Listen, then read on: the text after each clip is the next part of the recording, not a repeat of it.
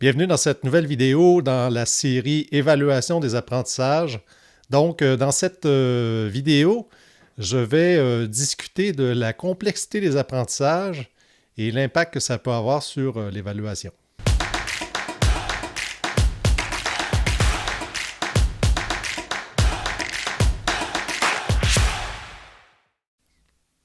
L'apprentissage, ça peut être défini de différentes manières. On peut la définir en termes disciplinaires, en termes taxonomiques ou encore plus précisément en termes de complexité. En ce qui me concerne, je trouve pratique de les catégoriser en apprentissage simple et en apprentissage complexe. Alors, dans le cadre de cette vidéo, je vais aussi parler des tâches simples et des tâches complexes. Donc, soyez pas étonnés si j'utilise ces deux expressions de façon relativement équivalente. Je veux dire à peu près la même chose.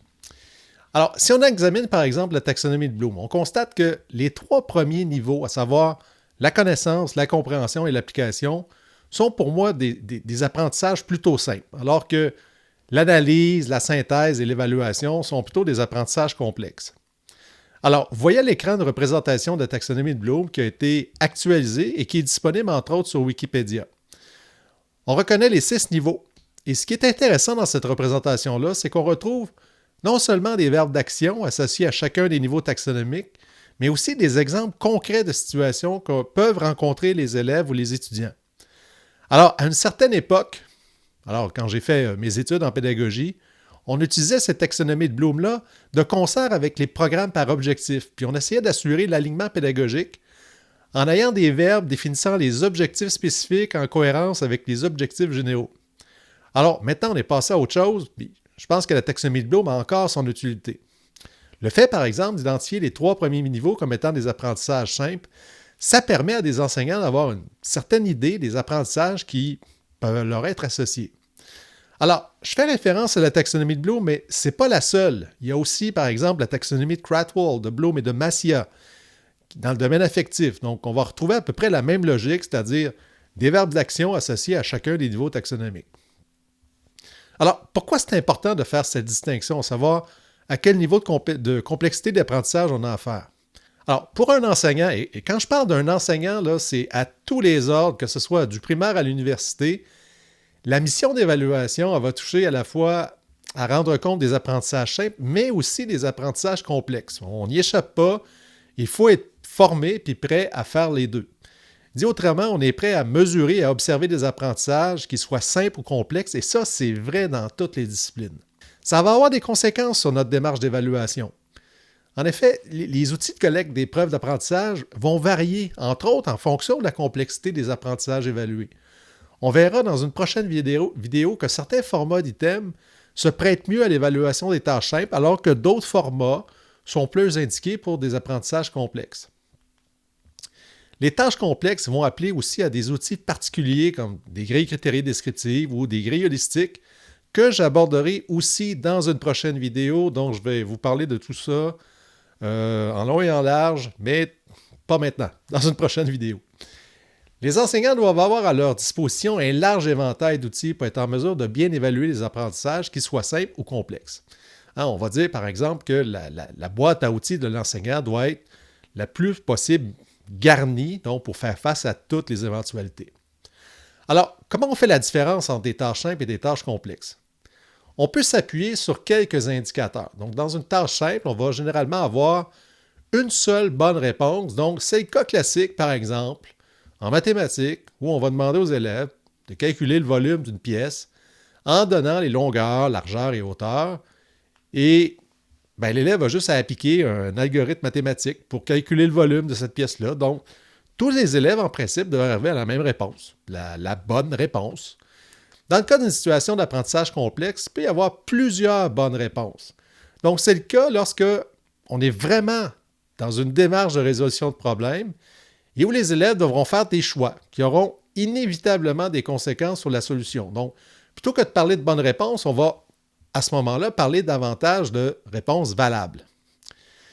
Le deuxième indicateur, c'est le type de démarche. Donc, dans le cas d'une situation d'apprentissage simple, il va y avoir généralement une seule démarche.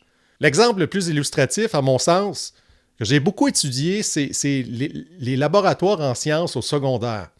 Donc, si vous vous rappelez vos cours de sciences, il y a de fortes chances que les laboratoires étaient des laboratoires de type recette. Hein?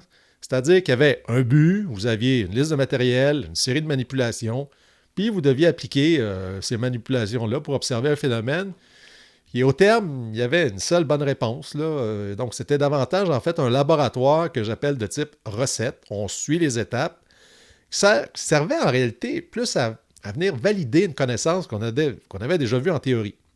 Donc, souvent, les profs disaient, ben, il va y avoir une réponse, là, vous êtes supposé d'arriver à telle chose, et puis on va le voir en laboratoire. Donc, on n'est pas dans l'esprit véritablement d'une démarche scientifique, où le scientifique, dans son laboratoire, doit élaborer un protocole, et puis justement, il doit décider sur quelle variable il va étudier, etc., etc. Donc, on est un peu loin de ça. Autrement dit, dans la mesure où on offre des choses aux élèves ou aux étudiants, on se déplace généralement de la simplicité vers la complexité. Donc, cette notion-là de choix, elle est véritablement hyper importante, puis elle caractérise les tâches complexes. Le troisième indicateur concerne les indices qui sont fournis aux apprenants pour réaliser la tâche. Si les indices sur la démarche employée sont relativement identiques à ceux fournis en contexte d'enseignement, alors l'élève n'aura qu'à l'appliquer intégralement, ce qu'il aura appris, et on voit rapidement qu'on risque de se retrouver à un niveau taxonomique assez faible. Quand on propose une tâche complexe, on donne généralement peu ou pas d'indices sur la démarche employée et surtout, ce n'est pas une situation que les élèves ont vue intégralement en salle de classe. Le quatrième indicateur, il fait référence au contexte. Donc, les tâches simples se caractérisent souvent par des tâches issues du contexte scolaire, alors que les tâches complexes peuvent être plus authentiques, au sens où elles ressemblent à des tâches qu'on peut véritablement réaliser dans la vie courante. Ça fait une bonne dizaine, voire une bonne vingtaine d'années qu'on essaye de mettre l'accent là-dessus, c'est-à-dire de donner de la signifiance aux apprentissages en essayant d'amener les élèves à faire des liens avec la vraie vie. Donc, c'est un peu l'esprit des tâches complexes, c'est de s'approcher le plus possible de situations que les élèves risquent de rencontrer dans le cadre de la vie courante.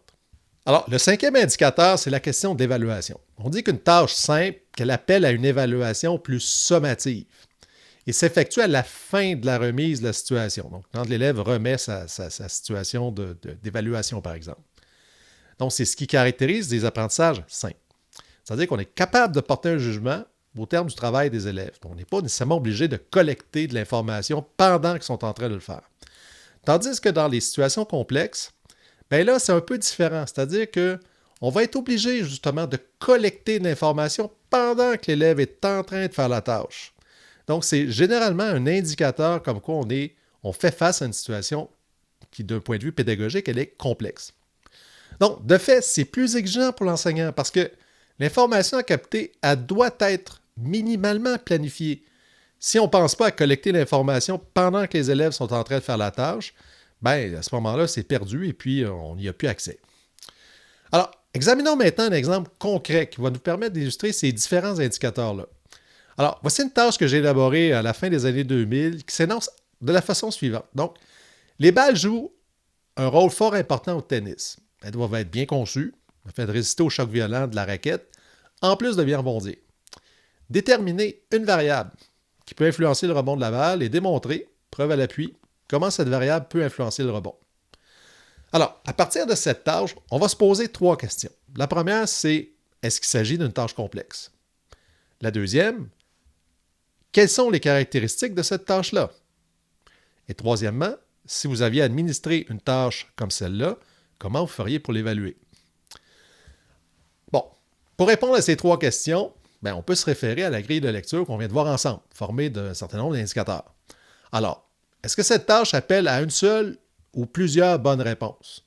Eh bien, la réponse est assez évidente. Puisqu'il s'agit d'un problème ouvert où les élèves peuvent faire des choix, il va de soi qu'il peut y avoir plusieurs bonnes réponses. On a donc véritablement une tâche ouverte où plus qu'une démarche valable est possible et donc plus qu'une seule bonne réponse. Alors, est-ce que l'énoncé donne des indices sur la démarche ou est-ce que l'énoncé offre peu ou pas d'indices? Eh bien, on voit clairement que l'énoncé est court, il n'induit ni la méthode, ni le résultat. Ensuite, est-ce que le contexte est plutôt scolaire ou est-ce qu'il est plutôt associé à la vie courante? Bien, il s'agit d'une situation qui pourrait faire l'objet d'un projet de recherche-développement et c'est probablement ce qui se passe dans les laboratoires des fabricants de balles de tennis. Donc, on a clairement une situation authentique susceptible d'être rencontrée dans le contexte de la vie courante. Puis en ce qui concerne l'évaluation, bien, dans la mesure où les élèves doivent mettre en place une véritable démarche de résolution de problèmes, ça va nécessiter de recueillir de l'information non seulement à la fin, lorsqu'ils vont rendre le travail, mais aussi pendant qu'ils vont le faire. Ce sera l'occasion, par exemple, de vérifier si leurs manipulations sont faisables et surtout sécuritaires. Donc, toujours concernant l'évaluation, on remarquera aussi assez facilement que l'évaluation formative va prendre tout son sens comme outil d'aide à l'apprentissage. Enfin, on remarquera qu'on ne peut pas appliquer un corrigé dans une situation comme celle-là. On aura à faire appel à un outil adapté, comme par exemple une grille critériée descriptive ou une grille holistique. Autrement dit, il faudra examiner chacun des critères, mais sans perdre de vue non plus l'ensemble de la tâche. Alors, comme on a pu le voir, il y a moyen d'avoir une grille de lecture simple qui peut permettre de faire la différence entre des tâches simples et des tâches complexes. Alors, ça ne veut pas dire que l'un est meilleur que l'autre. Ce que ça veut dire plutôt, c'est que il faut juste qu'on voit dans notre pédagogie, si on fait plus de tâches simples, si ce ne serait pas pertinent de transformer certaines de ces tâches simples-là en tâches un peu plus complexes. Alors, la question qui va maintenant se poser, c'est comment on fait pour transformer une tâche simple en tâche complexe? Alors, il y a un lien assez fort entre la complexité et l'ouverture du problème. Comme on a pu le constater plus tôt, les problèmes fermés ont tendance à s'observer dans des tâches simples, alors que les problèmes ouverts s'observent davantage dans des tâches complexes. Pour transformer des tâches simples en tâches complexes, il va donc falloir impérativement jouer sur l'ouverture du problème, et donc de permettre aux élèves de faire des choix. Je vous présente 4 exemples. On voit que dans le premier cas, la situation présentée dans la colonne de gauche est très ouverte. On demande aux élèves quelles sont les causes de la Deuxième Guerre mondiale. Alors, on n'induit ni la méthode, ni la solution, mais c'est assez évident que bien des élèves peuvent se retrouver quelque peu dépourvus en ayant trop peu de balises sur lesquelles s'appuyer. Le même exemple dans la colonne de droite est plus fermé, puisqu'on leur demande d'identifier une des causes principales qui a mené à la Deuxième Guerre mondiale et expliquer en une page son impact et son importance historique.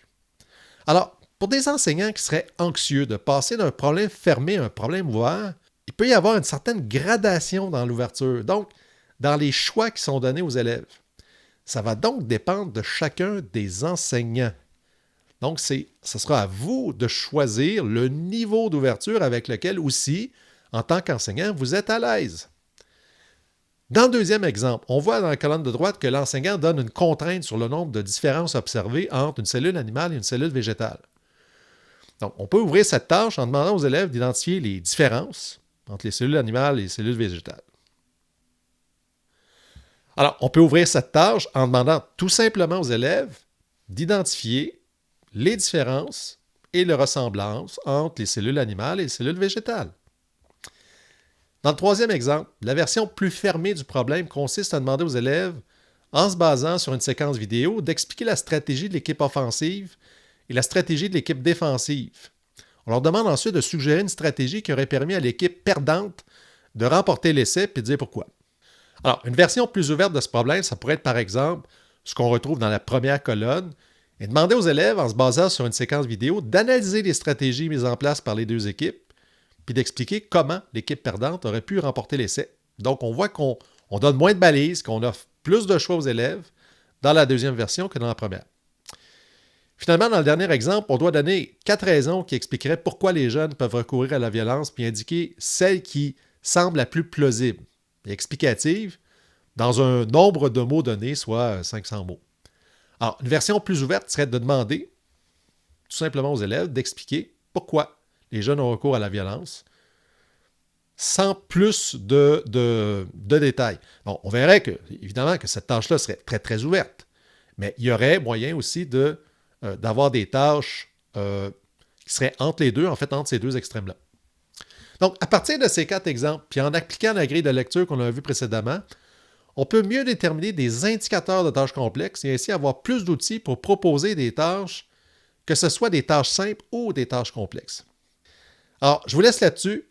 J'espère que ça vous a éclairé sur les tâches simples et complexes et je vous dis à bientôt donc pour une prochaine vidéo dans le cadre de cette série sur l'évaluation des apprentissages.